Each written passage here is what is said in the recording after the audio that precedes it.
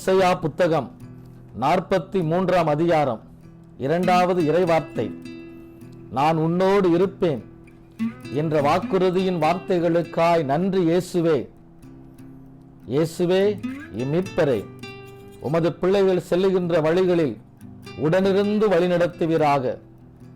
கையீட்டு செய்யும் ஒவ்வொரு காரியத்திலும் உமது இறை பிரசனத்தால் ஆண்டவரே தடைகளை தகர்த்து வெற்றியை சுவைக்க பண்ணுவீராக.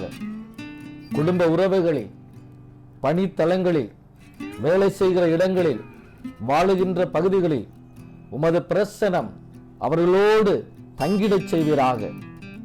இயேசுவே, நீரே கூட இருந்து ஆசீர்வதிப்பீராக.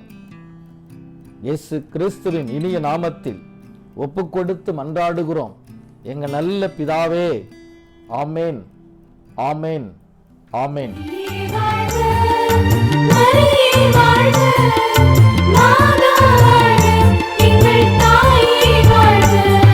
போற்றுகிறேன்